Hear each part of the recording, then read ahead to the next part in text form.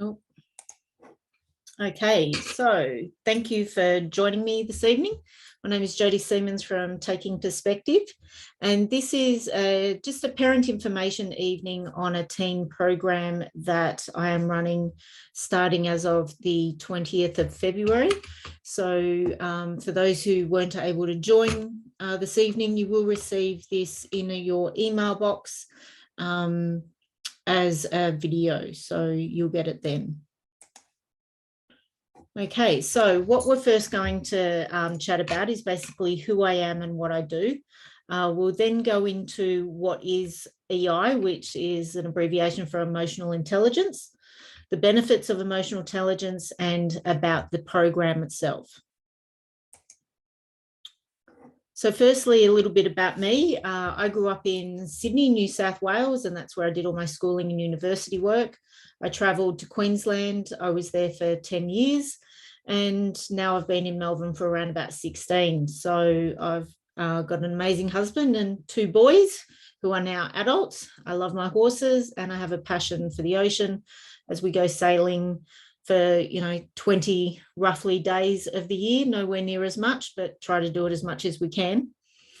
What do I actually do? I support students, and by doing that, I also help empower parents.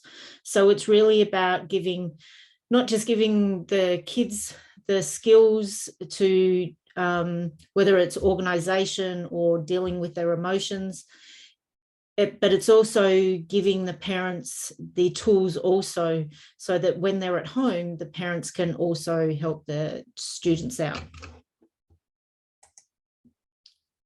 So what am I exactly? It's classed as an executive function coach, and basically that's someone who helps students or just teenagers, kids in general, with organizational skills, strategies that helps them be successful. So they're skills that aren't just taught to them to help them through their school life, but they're skills that they need in adult life too. So it's about, we go through stages of growth in the years of 7 and onwards, and the executive function skills of the brain start to develop then. So when we find that our kids are lacking in one area, it's usually because one of those skills hasn't developed as much as the other skills have. So there's a lot of labels put on kids these days having certain issues, but if we work with these executive function skills and those different parts of the brain, we can actually help those students develop those areas and hopefully walk away with less labels on them. So obviously there's medical reasons for some of these labels, and sometimes there's not. So this is really about helping them to develop the strategies that they can move into their adult lives with. Okay, so emotional intelligence. How does this relate? How does what I do relate to emotional intelligence? So emotional intelligence is ideally about understanding your emotions. When we identify our own feelings and we're able to interpret what these feelings are, what these moods are, and where they come from, we find that it's actually not a natural skill for us. It's something that we have to learn to do. It's something that we have to practice. I often refer to it as a muscle. You see people at the gym all the time, they're constantly working their muscle, and the muscle grows. So you can consider emotional intelligence as the same thing. If it's not something that's worked and it's not something that's practiced, then it's something that you won't build and it won't grow. So really being emotionally intelligent about yourself is also about being able to pick on the emotions that other people might be experiencing and being able to read those also. So it'll help you clearly think. It helps with your creativity better. It helps you manage challenges, and it certainly helps you communicate better with others because you develop a deeper understanding of these emotions and where they come from. So we just chatted about what emotional intelligence is. So this is what it isn't. It isn't about being positive all the time. It's not about always getting along with others. And it's certainly not about suppressing our emotions. So it really is about being in tune with who you are, what you're feeling, when you're feeling it, why you're feeling it. And it's about being able to pinpoint that trigger just before that thought process of, I feel angry, like what happened just before that moment. And it's being able to pick up on that is what makes us emotionally intelligent.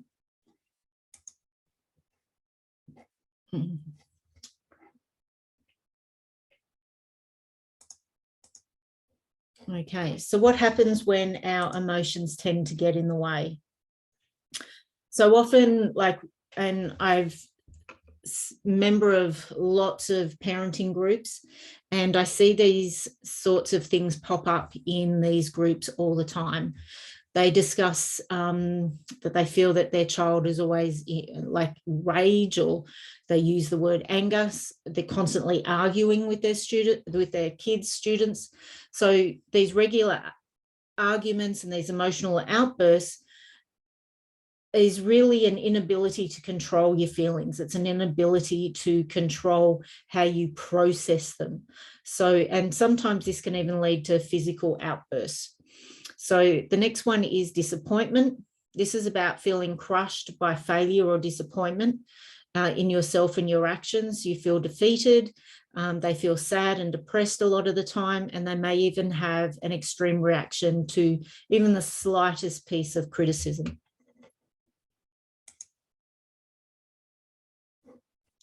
The next one is intolerance. So they tend to be people who blame others a lot. They refuse to listen to other people's points of view. They feel irritable a lot of the time. They're snappy, and they simply not having the time for others or difficult situations. So they really have problems being accountable. That boils down to. The next one is anxiety, which is obviously, physical feelings of dread, which can cause physiological responses. So often when we're in an anxious moment, we may find that our body temperature rises, we get stomach aches, we may even shake a little, depending on the depth of the anxiety. It can cause, that inability to relax. So that with anxiety comes a lot of overwhelm and feeling worried and fearful about the future, because that's what anxiety is, fear about the future. And that creates this constant brain chatter, something that just won't go away, and the brain is constantly switched on. So that's where the inability to relax comes in.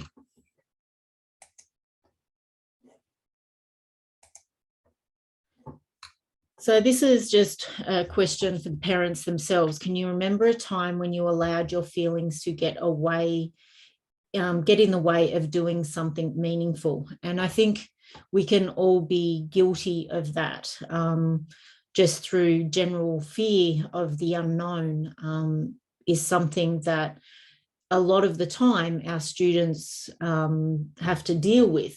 They're fearful of the next maths test. They're fearful of, even the dread of starting the new school year. That's a massive thing for students, especially if they're moving into high school. Potentially, they're one of their teachers they don't necessarily get along with. So there's this whole, way of sort of holding ourselves back. We tend to subconsciously go, I won't do that, because we're feeling worried, fearful, scared.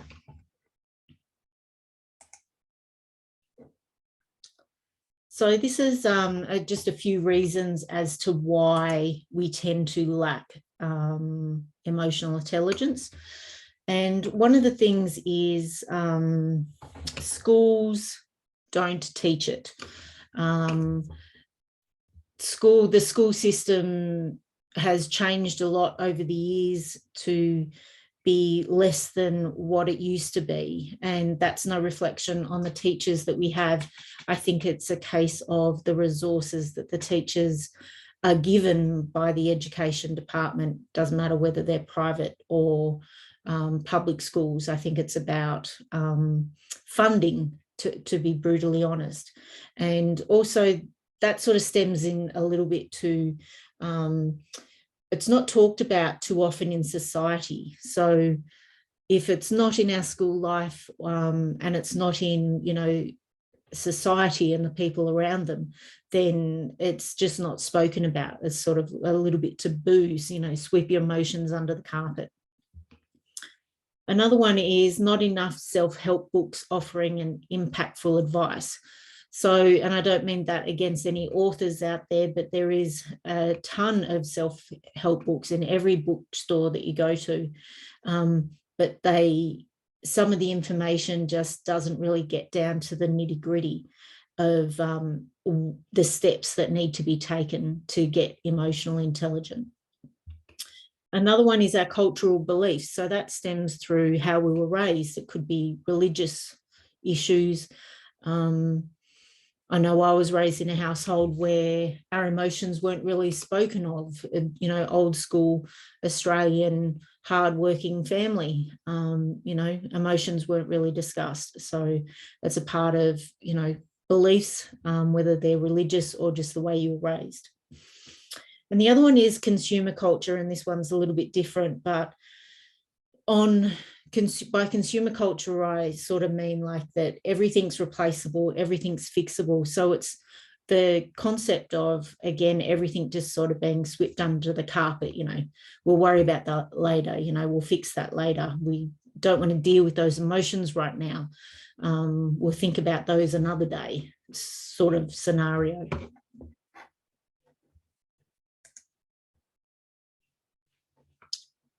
So this is about why we need emotional intelligence. So it's the understanding of being able to pick up and read emotions that allow us to live in a more harmonious way with others and also with ourselves.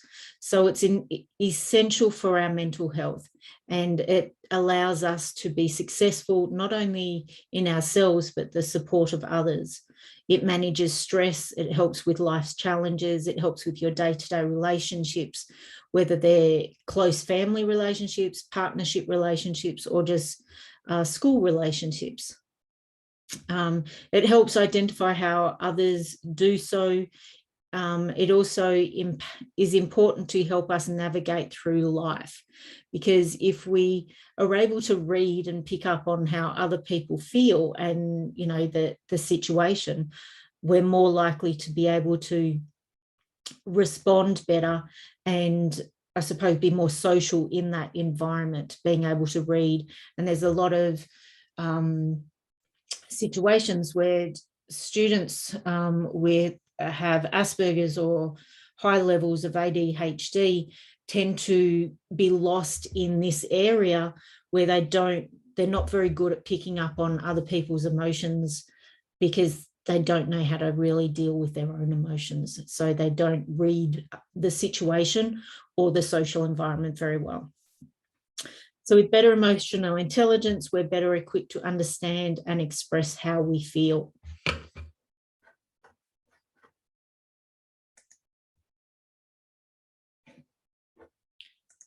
So the benefits of emotional intelligence, we've got confidence. So this is about feeling equipped to deal with a whole range of emotions that may pop up. So anything that can arise through your day that you can deal with on a positive level and know that you have the skills to do so is something that's certainly going to boost your confidence. The next one is respect from others. So it's a way of also, as I said, reading a situation, and in a social environment, it's acting with thoughtfulness, honesty, empathy, and it's really a way to encourage others to do the same, because I'm a firm believer of how you treat someone is, how they're going to treat you back. So if you're, respectful and honest and show empathy towards people, you're going to get that back. So the next one is better relationships. So this is practicing flexibility within relationships. This is about showing tolerance and understanding and acceptance within relationships helps relationships grow and flourish. And even, you know, everyone, that is something that can help us as adults also. And success is the fourth one there. So an ability to practice effective teamwork. So this is good when it comes to sporting environments, school environments, being in the classroom and having to work with other students, good communication skills, and being proactive in this environment should help you thrive within whatever environment you're in, whether, as I said, whether it's a team sport or whether it's the classroom. So now it's a little bit more about the program itself. So the program itself runs for 6 weeks. You'll receive a workbook for notes, exercises, and daily reflections for yourself. So there'll be some pre-programmed reading. It won't be a lot, but it'll just delve into a little bit deeper around what exactly emotional intelligence is itself, because then when we go to week 1, we'll be able to get straight into the steps to take. So one thing I will say is around this program, it is really about you as the parents learning the steps yourselves and going through the process yourself, because if you don't understand the process, then how are you going to help your children go through the process? So there will be moments of reflection for yourselves. It won't always be as comfortable at times in your own moment of reflection because of that. May cause a little bit of what we call cognitive dissonance. It won't be bad, but it'll trigger a few little things, and it'll be good for you to then be able to hone in on what those emotions are, why you're feeling them. So this is about you being able to put it into practice also as an adult in your life, and also to help your children put it into practice in their lives. So week 1 is about emotions and why we have them. Week 2 is about self-awareness and becoming in touch with our emotions. Week 3 is understanding emotional influences. Week 4 is emotional self-management. Week 5 is relating to and understanding others. And week 6 is about managing relationships.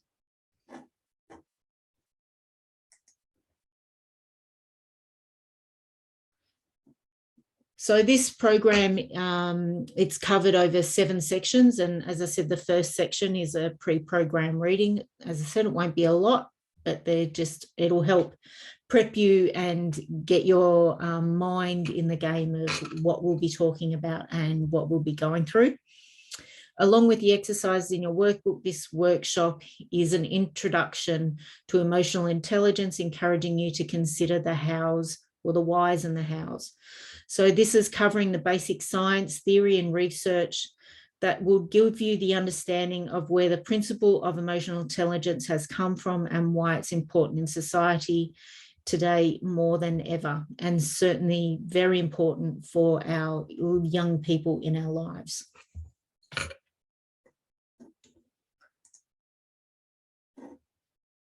So here, there's just a few other options here, but I do free coaching calls for 30 minutes. I also do a 1.5 hour coaching session to work on one particular issue for $97. You just book in for the free coaching call for that, and then we'll just so we can do the preliminary chat, so we know when we book in the 1.5 hour session that we can just get straight into it and work straight on it. So we're pre-prepared. So this parenting program is fitted here in option 3, how to connect with your teen, helping your teens develop emotional intelligence. So it's a 6-week program. It will be run on a Monday night for 6 weeks. It's for 2-hour sessions. It's $300 per person for the 6 weeks, or if you're coming as a couple, it's $450 for a couple. And I'm also running a senior school workshop, online and face-to-face. They'll be on Saturdays, and you can follow the link there. Or if you're on my Facebook page, you'll see the post go up and you can follow it there also.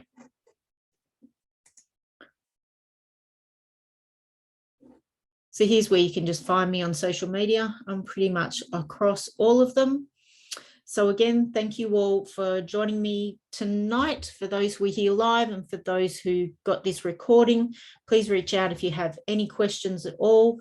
I look forward to hearing from you and answering all your questions. I hope this is something that you're interested in. And yeah, if you want further information about the program itself, please don't hesitate to have a chat. Okay, thank you. I will now stop the recording. Bye, everyone.